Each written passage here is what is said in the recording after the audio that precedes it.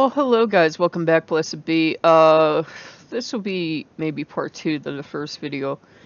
And first I'll tell you about a dream I had and so forth and so on. And I'm not sick or anything, it's just my allergies.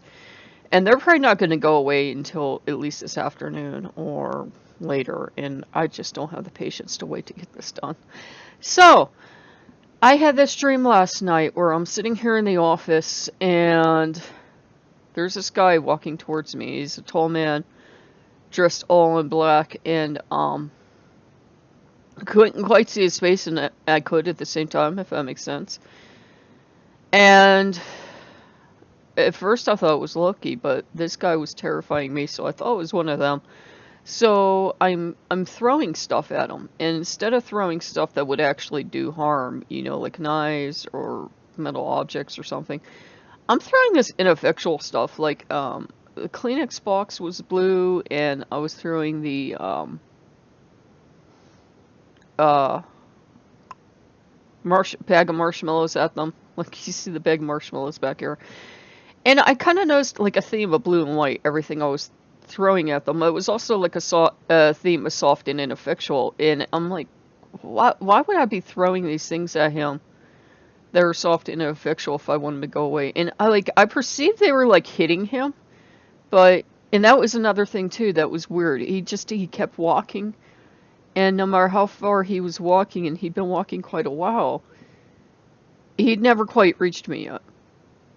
And I don't know if he actually did reach me, and I'm not wanting to remember that, or I added that on when I was waking up. I was really confused. I woke up and I'm talking to Loki, and I said, please tell me that was you having a go at me. And he says, well, it sounds like, after explaining the dream, he says, sounds like you want to work with them, and you're doing these ineffectual things to keep them away that wouldn't keep a baby away, like, you know, you're talking about them. He says, I think you made the video because you want them to come in and you want to work with them. But at the same time, you made the video like, oh, go away. So that's why you had the dream about like throwing like Kleenex boxes and stuff at them. And I even went out today to see if like something had like drastically changed in my front garden. I just took a quick look, but I didn't see anything. It's like hot as Hades out there. I'm not going out there. And, sorry to Hades. I'm sure Israel was just lovely. But, yeah, I was like, I didn't like the dream at all, because it was like this scary dream I used to have when I used to do research. So I'm like, okay, I'm getting up, and I'm not talking about them. And of course, the first thing I noticed is I got 4 comments on the video, and I go to see the video, and there's no comments, because they're either people that have gotten banned. And the vast majority of people I have to ban on this channel are these people starting this I love your video crap. And they don't love you. You're either going to get linked to a virus, or they want free advertising for the crap they're doing. So I spent the morning handing out spam alerts. You know, like, hey, this person's posting spam on my channel, so congratulations, I do report you. And yeah, as soon as you tell me this will be marked as spam, yeah, I'm actually going to mark it as spam. Congratulations. Enjoy getting thrown off YouTube. I was like, I listened to the video again, and I'm like, well, I'm not going to work with them, because I even said to Loki, I said, where am I going to have room? You know, not like physical room, but I said, where am I going to have room to put them all? I said, I've got the Norse gods, and I've got the Greek gods, and I got La Santa, and I've got everything else that's going on. I said, I'm just not going to have any room in my life for any of them to be able to treat them properly. I said I don't really have time to get into going out and putting offerings all the time, or whatever they would want, or so forth and so on. I said I don't really have time in this. I'm really not at a place like this, and I don't have a private area anymore since the pine tree's cut down.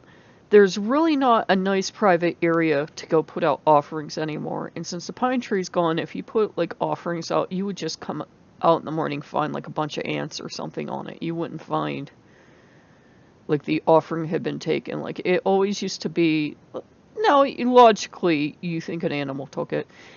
that if you put an offering out, it would be taken, but without the cover of the pine tree and so forth and so not, such not.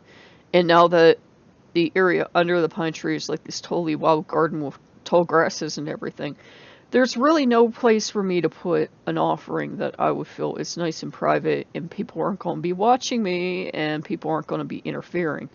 I've got, I talked about more on the other channel, or maybe some on here. I've got that nosy neighbor that anytime he sees me doing something, he mysteriously finds a way to come over into the yard and interfere. And I'm like, and I'm not going out there in the middle of the night because, or my neighbors be nosy. I got one right up above me and one right below me. Their pastime is watching what I do, and I'm only aware of them if they're coming or going. I don't really care what my neighbors do.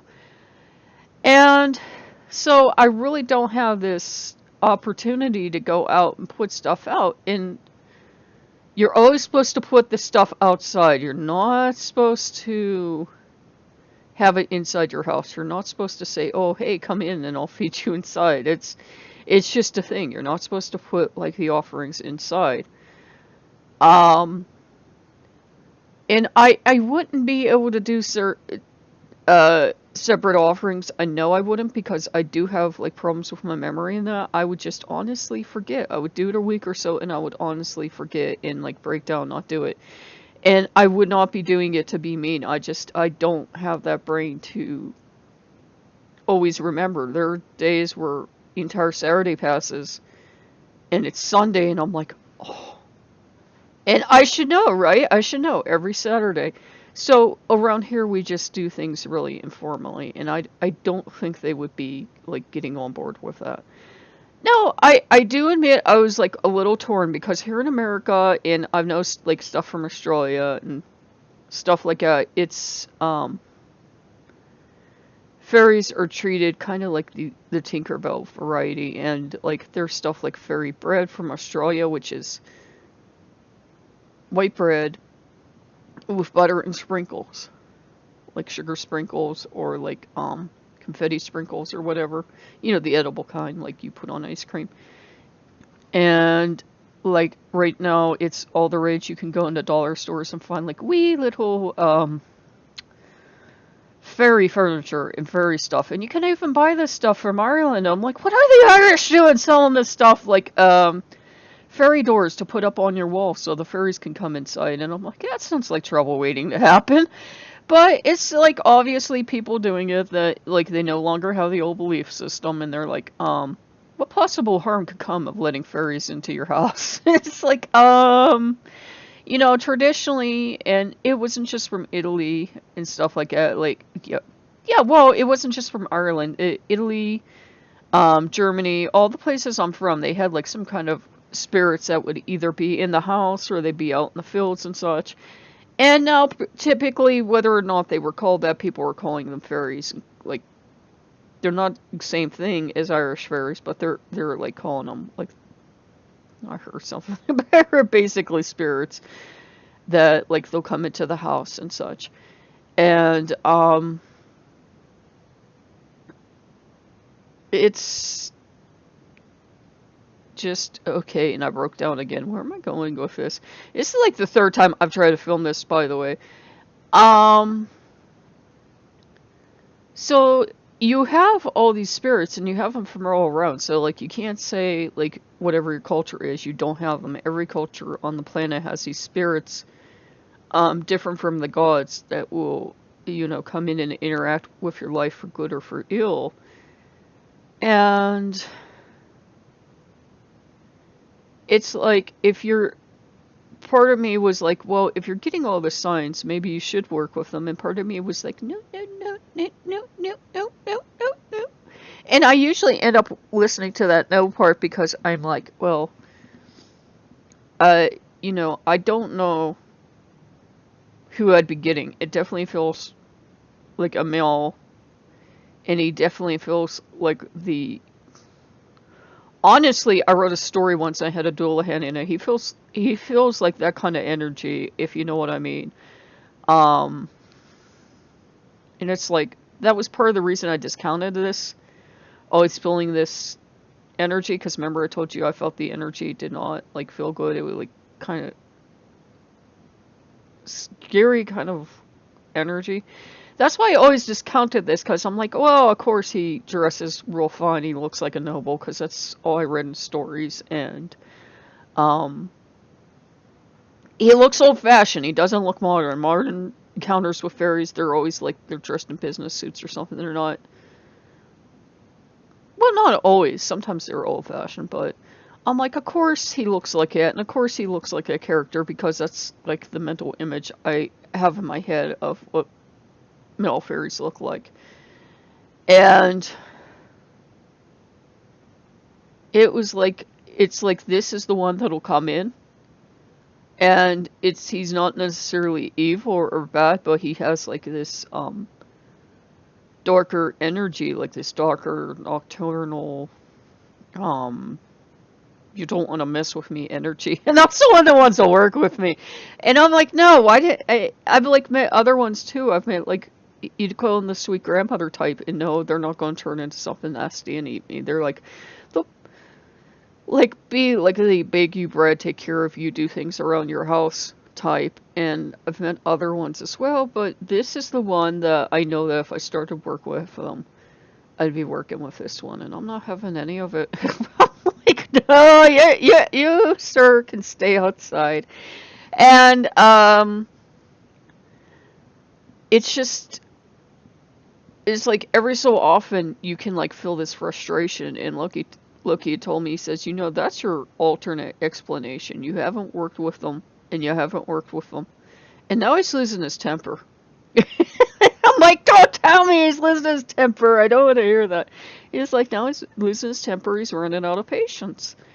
And I'm like, kind of looking at Loki, and I'm like, is this Loki going for like a really long joke? Like a really, really long joke, and just having to go at me? And I'll start working with them, and I'll find out it's been Loki having these offerings and like luxuriating around somewhere afterwards.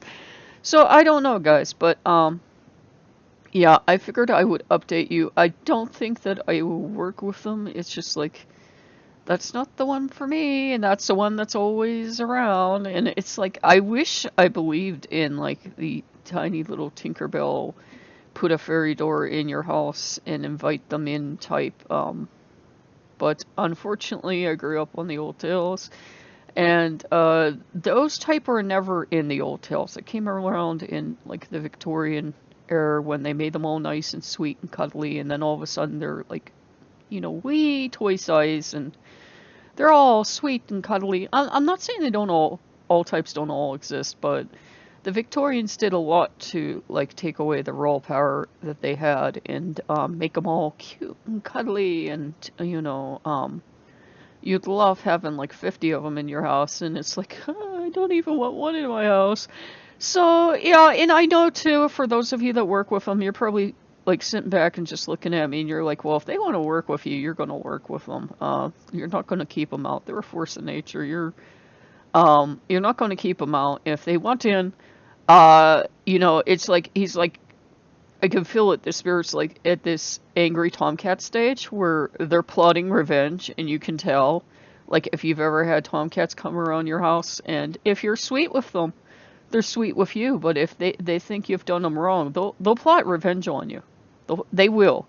I'm a down to the ground cat person, but I will tell you, cats will plot revenge on you. They will. They'll like it. Okay, you just made me mad. I don't get you.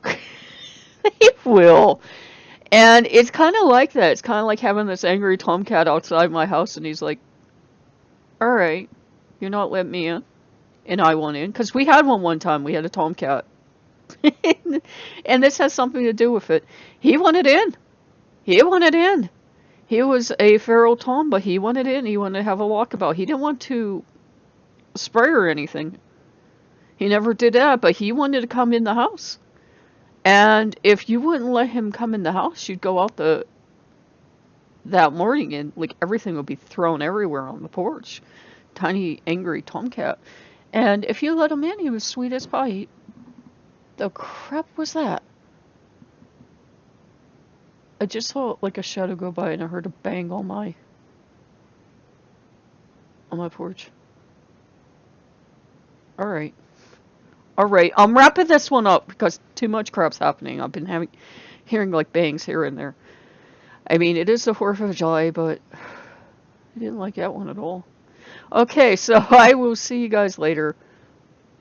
Hopefully, I won't be talking about them again. And if you want to give feedback, actual feedback below, not advertising stuff or something, I'll be more than happy to hear from you. And I will see you guys later. Blessed be.